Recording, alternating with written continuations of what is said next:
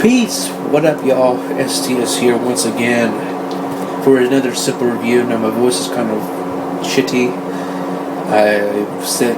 There's like a virus going around. This whole damn, I don't know what kind of virus. It's not really a bad virus. It's just a virus that people get sick for a week. My mother got sick a while. My grandmother and my wife, my son and my wife, now me. But enough of that shit. Sorry to fans in the background. It's hot in hell in here. I'm me and my wife's bedroom, where I always do reviews mostly.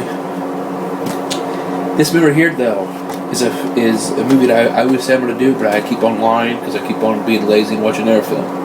That film today is for super review is Spring Break, one of the highest grossing college films of all time. This is a 1983 film. And I can tell you about this film right here, the cover of this. I mean, four guys on the fucking thighs of the chick's bikini line or whatever.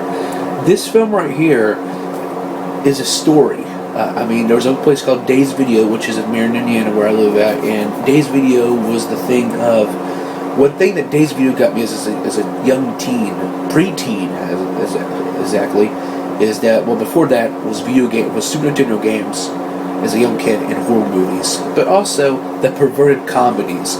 I've seen Meatballs 1, I've seen Meatballs 2, Meatballs 3, I've seen all these other things. This is one film I'd always pass to see, because I remember the cover. And it's like, and then when I saw it at the damn library, having this film, and also I see the back here, it says, Mr. Skin is a big fan of this movie, which is basically, if you know what Mr. Skin is, Mr. Skin is like a topless or nude site for women, or maybe for guys too. I think it's all for men, for old women probably. And that's exactly what it is. You see a bunch of titties. I tell you what, as a teenager, this film would be right in my alley because I was such a perverted son of a bitch. I would get every movie, if there was a movie that had red R nudity on it, I just want to see titties and vagina and whatnot.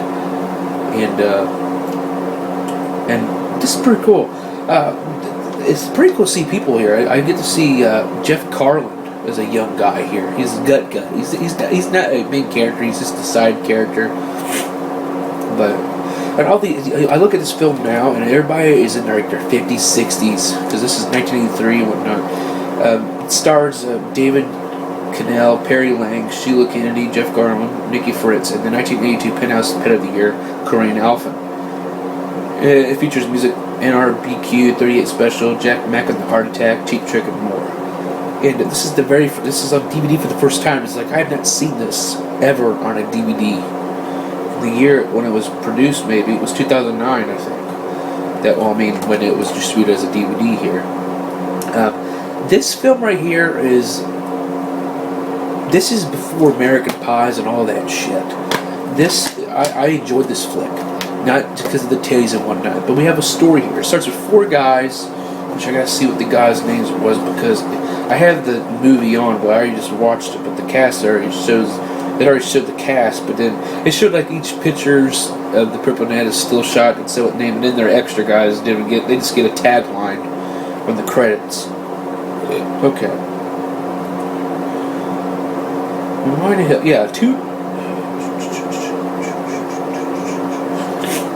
It starts with two nerds. Nelson, who's a stepdad, you find out his stepdad's a fucking political son of a bitch, and his mom always listens to the fucking man she's married.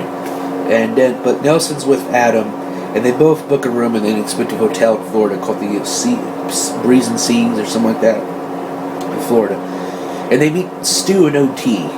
Now, Stu and OT, they're the jocks and whatever. So I thought they were friends at first, but they're eventually they have a two-bedroom hotel with four guys living there, and it's just like because it's a two-quality thing. You got Nelson and Adam who are the nerds, which Adam Perry Lang, he reminds me of Mark. He looks like Mark Patton, the guy from Freddy's Revenge, Nightmare on Elm Street 2, or whatnot. But it's not him.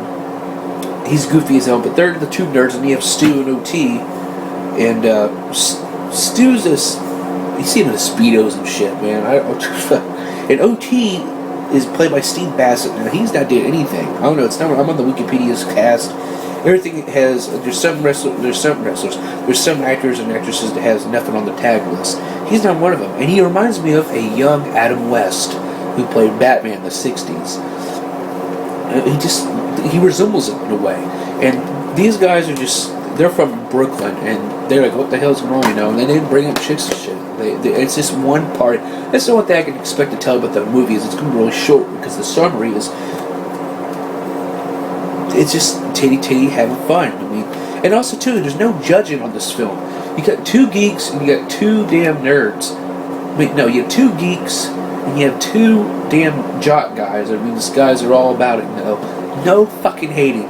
They had like chemistry in this film. You can call me a bad reviewer or not, but this is back in 1983, and now we're in 2015, where people or even years when I went to high school in 2005 until 2008. Well, it was supposed to be 2009, but judging, you wouldn't see this here. But they made this film like they were all together, and they were there for each other too. But the backstory of it is Nelson was supposed to be helping campaign his stepfather, his step cunt of a father, to help him get this fucking be in the Senate or whatnot. But he ends up going to the spring break with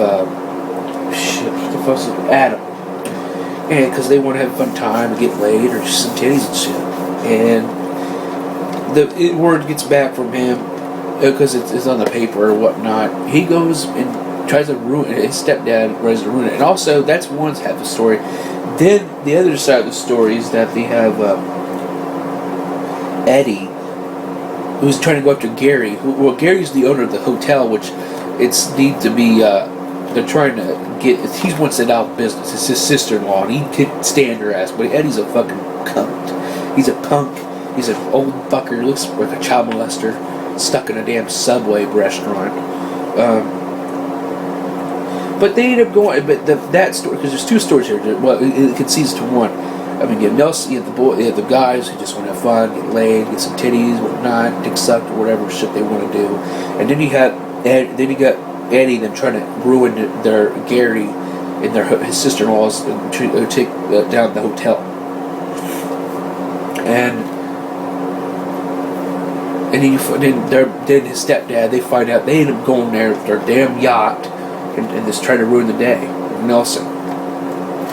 But that's one type of story, and eventually he has a henchman. These two little henchman guys to help him out. Oh, let's get these guys, But besides that, that's the whole point. And throughout the movie, you see all these like games and shit from the spring break. You got the teeny weeny bikini contest, which Nelson meets Susie, which becomes his girl of the break. Then you have the Pet of the Year, the 1982 Penthouse Pet of the Year, Corinne Alphen, who she plays as a cover lead vocalist. She's all stroking, all swinging her hips and shit. OT just loves that, so he goes after her. Man, this guy goes after every chick and he has the gift because of the way he looks and shit. Now, he's the opposite. I don't know.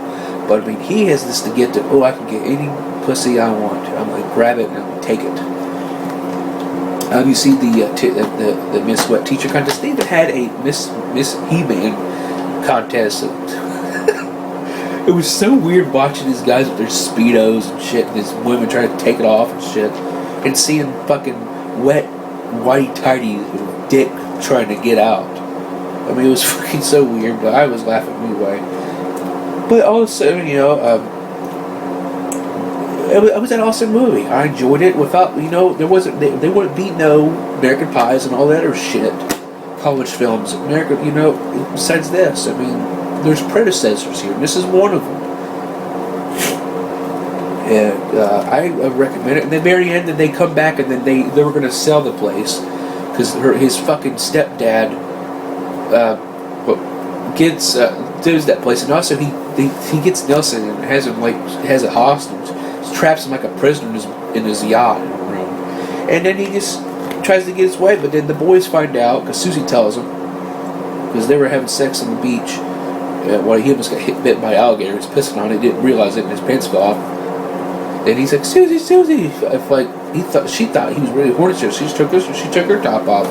It's like, okay, but she didn't really get it. But they found him on the beach and took him. But they end up going and they get everybody together. And it's like, yeah, you want the other guys being all together as one, geeks and jocks together. But they all met together, and everybody in the hotel, they humiliate his stepdad and all that shit, and his mom leaves him because he got money, $5,000 to get that hotel business. It was pretty good. I loved it. Then they all go home. I mean, they cliffhanger. I mean, what would happen? I mean, there was no cell phones back then. I mean, you got phone numbers. That's the only thing yet. Did anybody of these hook up? I don't know. Maybe it was just a spring break, just to have fun, and then after that, fuck off. I mean, I don't know. And by the way, this is directed by Sean S.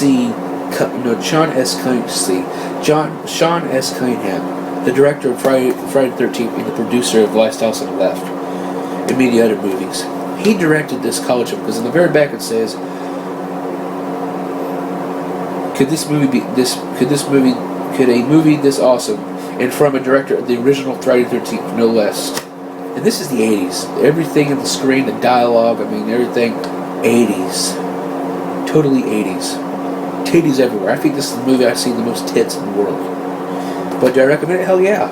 Recommend it for any horny guy who wants some titties and have a little wanky, have a little wank. And just somebody who wants to see a nostalgia for people back in the day. But I recommend the flick.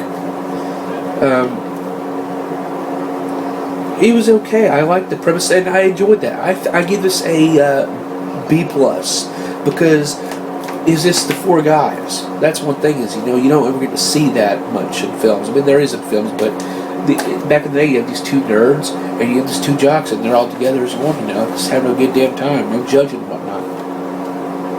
But that's it. I recommend it. I'm sick as shit. Sorry, my voice is kind of crappy. The fans in the background, I'm getting that noise. But I just want to get that done. But that is Spring Break 1983. I recommend it. Go see some movies. Go have some fun. Because I never had a spring break like this. I've had movies to watch to be fulfilled with fun. But I'm STS, and we'll see you again for the next Super Review. Peace.